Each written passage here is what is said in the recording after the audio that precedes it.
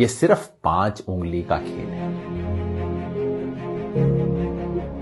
आप सुनते होंगे CAA, NRC, NPR और सोचते होंगे ये खेल क्या है, इतने सब शब्द हैं, समझ नहीं आता।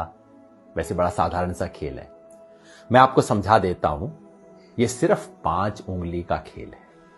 5 उंगली की यात्रा समझ लीजिए, ध्यान से समझिएगा और फिर समझाइएगा भी दूसरों को। ये यात्रा शुरू होगी सबसे छोटी उंगली से। बड़ा साधारण सा काम होगा। अप्रैल के महीने में आपके घर कोई आएगा, सरकारी कर्मचारी, हो सकता है स्कूल के टीचर कोई आए, कहेंगे हमें आपके घर सिर्फ गिनती करनी है कितने लोग रहते हैं। बस नाम पूछेंगे, कब पैदा हुए ये पूछेंगे, ये भी पूछेंगे कि आपके माता पिता चाहे हैं या नहीं है अभी, वो कहां पैदा हुए थे, कब पैदा हुए थे। आधार कार्ड का नंबर मांगेंगे, ड्राइविंग लाइसेंस मांगेंगे, कोई प्रमाण नहीं मांगेंगे। उस वक्त आपको लगेगा छोटा सा मामला है। ये छोटी उंगली का पहला कदम ये है NPR वाली छोटी सी उंगली। फिर दूसरी उंगली ये D वाली उंगली है। D क्यों?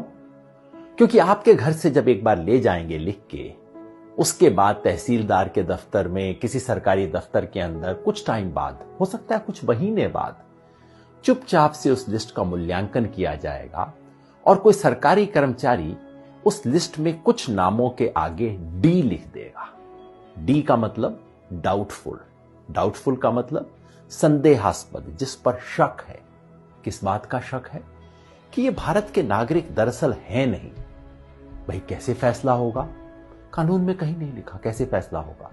हो सकता है आप अपने माता पिता की आयु नहीं बता पाए हो, कहां पैदा हुए हैं नहीं बता पाए हो सकता है आधार कार्ड आपके नाम से इशू हो लेकिन आपके पास नंबर ना हो, कुछ भी हो सकता है। किसी भी आधार पे D लगा दिया जाएगा, आपको पता भी नहीं लगेगा, कोई आपसे पूछने भी नहीं आएगा और मामला तीसरी उंगली पर पहुंच जाएगा।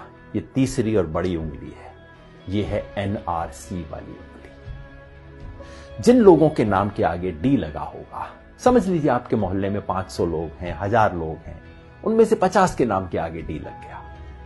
उन 50 लोगों को चिट्ठी आएगी, पूरे परिवार में नहीं। हो सकता है परिवार में बहू को चिट्ठी आए, बेटे को ना आए, बाप के नाम चिट्ठी आए, पोते के नाम चिट्ठी ना आए। कुछ लोगों के नाम चिट्ठी आएगी और उन्हें कहा जाएगा, नोटिस दिया जाएगा, अब आप साबित कीजिए कि आप भारत के नागरिक हैं। कैसे साबित करेंगे?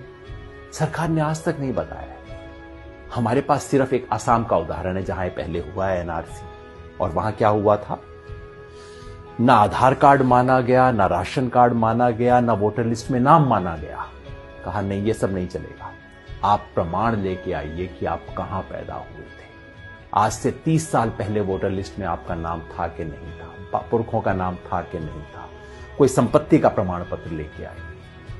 साधारण लोग कहां से जुटाएंगे प्रमाण पत्र? इसके आधार पे उनमें से कुछ लोगों ने जो अपने प्रमाण पत्र नहीं दे पाएंगे, उनका मामला चौथी उंगली पे पहुंच जाएगा। ये चौथी उंगली है फॉरेनर्स ट्राइब्यूनल की। यानी कि कहा जाएगा उस 50 में से समझ लीजिए 10 लोग बच गए जो प्रमाण नहीं दे पाए, जिनके पास कागज नहीं है, 15 लोग बच गए।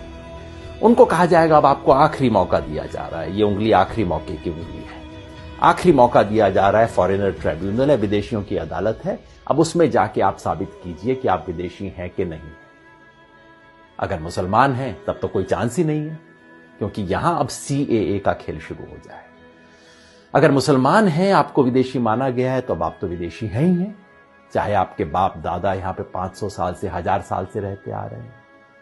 अगर मुसलमान नहीं भी हैं तो पता है क्या है, आपको ये साबित करना पड़ेगा कि आप बांग्लादेश, पाकिस्तान, अफगानिस्तान से आए। अब आप सोचिए, बिहार यूपी में रहने वाले लोग, नेपाल की तराई में रहने वाले लोग, श्रीलंका में रहने वाले लोग, श्रीलंका के पास तमिलनाडु में रहने वाले लोग कहां से साबित करेंगे भाई कि हम पाकिस्तान से आए, बांग्लादेश से आए, अफगानिस्तान से आए? फॉरेनर ट्राइब्यूनल में अगर साबित आप नहीं कर पाए, जो लोग भी साबित नहीं कर पाए, वो लोग विदेशी घोषित हो जाएंगे और मामला अब चौथी उंगली से अब अंगूठे पे पहुंच जाएगा, अंगूठे तले दबने वाला। ये है डिटेंशन सेंटर। डिटेंशन सेंटर का मतलब जेल, विदेशियों के लिए बनी हुई खास जेल। भारत सरकार इसके नियम बना चुकी है। डिटेंशन सेंटर असम में बन चुका है, कर्नाटका में काम करना शुरू कर चुका है, बाकी 10 राज्यों में बन रहे हैं डिटेंशन सेंटर। जिस व्यक्ति के पुरखे पता नहीं कब से यहां पे रहते आ रहे होंगे, उसे अपनी ही मिट्टी में विदेशी बना के डिटेंशन सेंटर में डाल दिया जाएगा। यह है खेल। शुरू होगा छोटी उंगली से, एनपीआर से, और खत्म होगा कुछ लोगों के लिए। हो सकता है 1000 में से 1 लोग, हो सकता है 1000 में से 2 लोग डिटेंशन सेंटर में बने। क्या ये चाहते हैं? अगर नहीं चाहते तो इसे रोकने का एक ही तरीका है। ये 5 उंगली का खेल कैसे रुकेगा?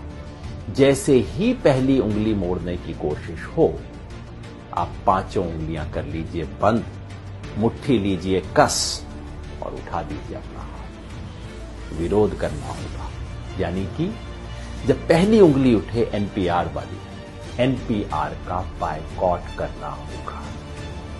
पूरे देश में जो नागरिकता संशोधन के बारे में आंदोलन चल रहे हैं, उन सब ने मिलकर कॉल दिया है। हम भारत के लोग, we the people of India, जो देश के 120 से ज्यादा संगठनों ने इकट्ठा होकर बनाया है, सब ने कहा है कि एनपीआर का बायकॉट करें। यानी कि जब आपके घर में कोई टीचर आए, कोई सरकारी कर्मचारी आए एनपीआर का डेटा लेने, प्यार से बात